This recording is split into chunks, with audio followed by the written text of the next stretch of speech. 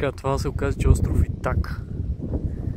А пък плажът беше Марма нещо си, а ето и Пула. Сега ще ви го зумна. Ето го.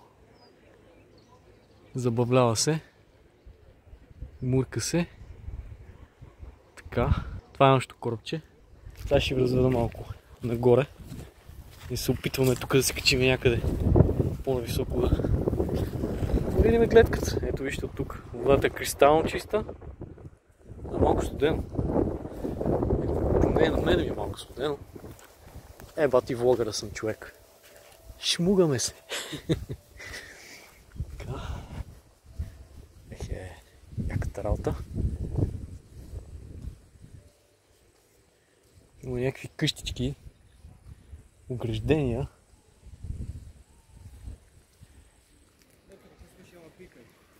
Не бе, аз сега влогвам. Чакай са. Тук има ли някакъв плаж? Не. Виждам бе, тук има нещо. Тук е много къше бе, човек, ти отси. Да. Това според мен от тук може да слене долу. Да, даже има някакви стълби. Да, ето може би ето там има една врата. И там долу има един къше, бич. Бич къше. О. Да. Обаче няма как да слезнем от тези огради. О. Така. Влогарите. Чакай, какво има на там?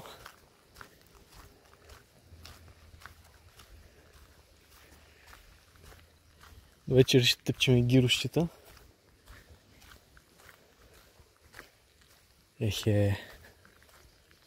Много добре. Ето ги стълбите, бе. Точно тук, да.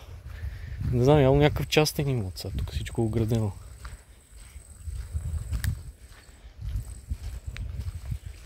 Обичам такива места, които нали, непознати. Ето го.